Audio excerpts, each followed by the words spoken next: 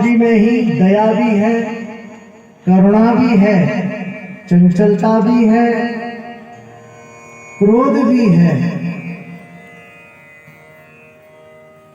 वह लक्ष्मी भी है, वह काली भी है, वह दया भी है, वह श्रद्धा भी है। वह स्त्री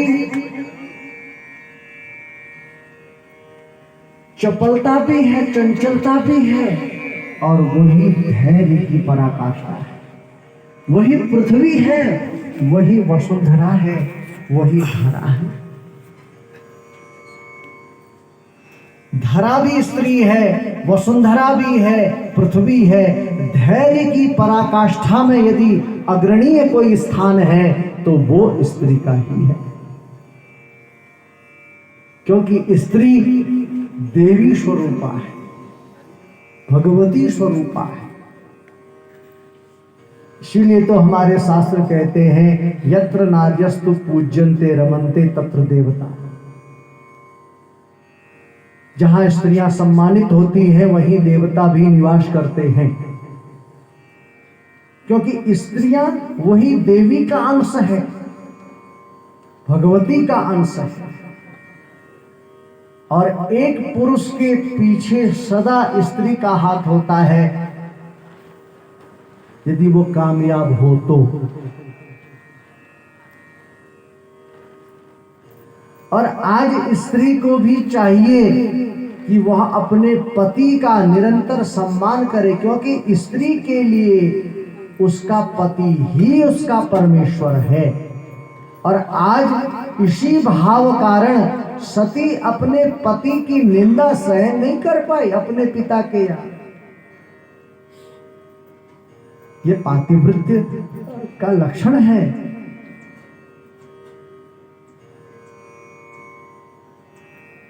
दक्ष ने शिव को अनेक प्रकार के अपशब्द कहे सती के सम्मुख, लेकिन सती उन शब्दों को सहन नहीं कर पाई।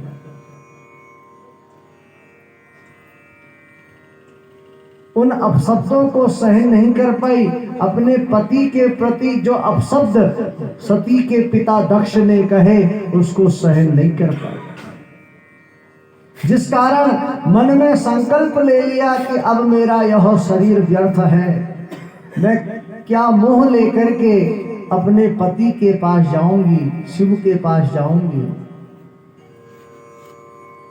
ये कर्णों के द्वारा अपने पति के प्रति निंदनीय शब्द सुने मैंने, तो अब यह देह इस भूमंडल में रहने योग्य है नहीं, इसलिए मुझे इस देह का परित्याग कर देना चाहिए। और यह सोचते हुए सती उसी यज्ञ कुंड के सम्मुख बैठी और ध्यान योग के द्वारा ब्रह्मांड में विलय कर दे। देह बना सती का ओनली, क्योंकि जो चेतना है वो तो ब्रह्मांड में विलय हो गई। और उस समय केवल अपने पति का ही सुमिरन किया सती ने कि मुझे हर समय हर जन्म में शिव का ही अनुराग चाहिए, मैं हर जन्म में शिव की ही दासी बनना चाहती हूं, हे नारायण मुझे यही वर देना। यह कहते हुए सती ने अपने प्राण ब्रह्मांड में विलय कर दिए। पार्थिव देह यज्ञ में हाहाकार मच गया। जो सती की सहायतार्थ सुरक्षा के लिए शिव के पार्षद पहुंचे थे, उन्होंने उस यज्ञ को विध्वंस करने का प्रयास किया। युद्ध होने लगा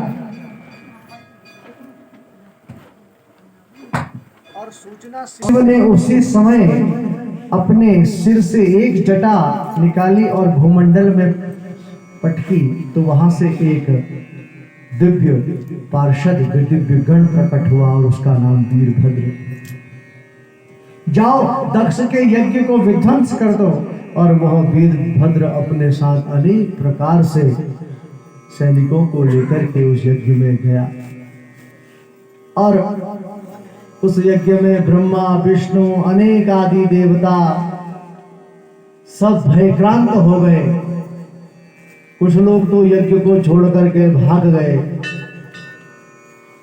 और उस यज्ञ में अनेक प्रकार से विध्वंस होने लगा।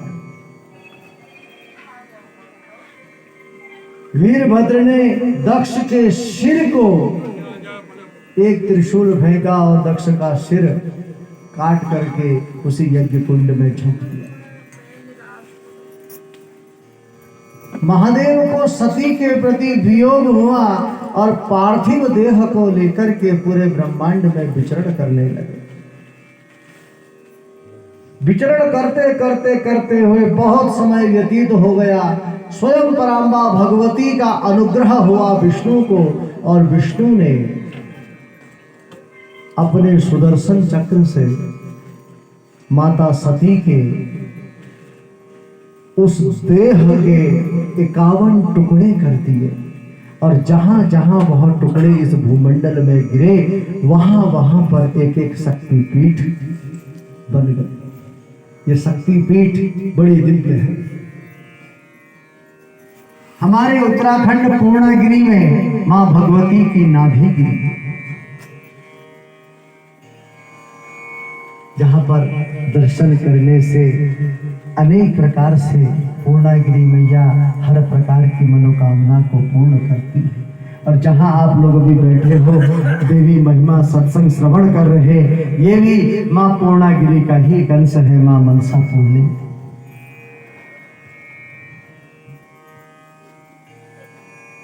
इसी प्रकार से भगवती के केश जहां गिरे वो कालका। आज भी आप दिल्ली से चंडीगढ़ की तरफ आइए शिमला रोड में, तो वहीं पर वो मंदिर पड़ता है कालिका मंदिर। गए होंगे आप लोग? गए? कालिका शक्तिपीठ। और फिर जहां पर मां भगवती के नयन गिरे वो जगह नैना देवी, ये हिमाचल में। और यही नैना देवी की एक ब्रांच कहिए या शाखा कहिए, ये नैनीताल नैना देवी। जिस स्थान पर मां भगवती की जीव गिरी, जिह्वा, वो ज्वाला देवी के रूप में हिमाचल। जिस जगह मां भगवती के चरण गिरे वो चिंतपूर्णी के रूप में हिमाचल प्रदेश में। नैना देवी और चिंतपूर्णी की दूरी ज्यादा नहीं है, 160 किलोमीटर की दूरी है। चिंतपूर्णी से ज्वाला जी की दूरी ज्यादा नहीं है, 34 किलोमीटर है। बाम भाग गिरा वो चामुंडा देवी कहलाई, ब्रजेश्वरी देवी, जिसको कांगड़ा देवी कहा जाता है। जिस स्थान पर भगवती का वक्षस्थल गिरा, जलंधर देवी तालाब, त्रिपुर मालिनी देवी कही जाती है। कनिष्ठिका अंगुली जहां पर भगवती की गिरी, जम्मू कश्मीर में चीची माता के नाम से जानी जाती है।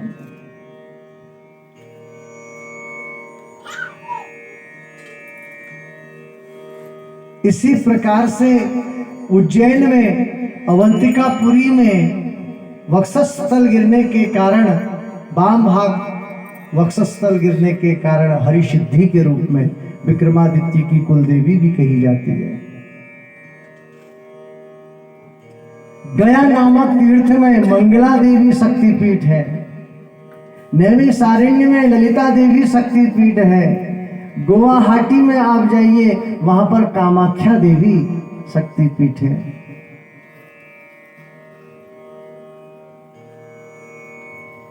वैष्णो देवी ये भी एक शक्तिपीठ है, सिद्धपीठ है।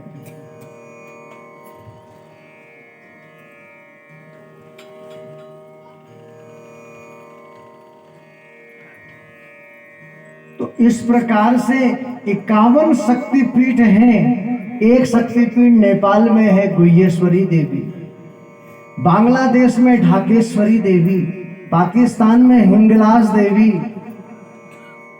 ऐसे ही 51 शक्तिपीठ हैं जिनका दर्शन करना, पूजन करने से अनेक प्रकार से आंतरिक ऊर्जाओं का संचार होता है। ये भूमंडल में ये भगवती शक्ति पीठ के रूप में विराजमान है, पिंडली के रूप में। आज भी आप जाइए तो आपको हर जगह बड़ा सुंदर दिव्य दर्शन होगा भगवती का।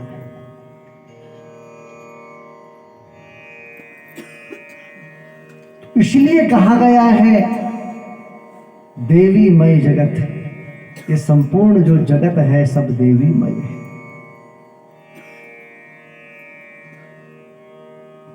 इन शक्ति पीठों का दर्शन करने से, पूजन करने से, इनका ध्यान करने से मनुष्य को निश्चित ही 100 फल की प्राप्ति होती है और मनोकामना पूर्ण होती है।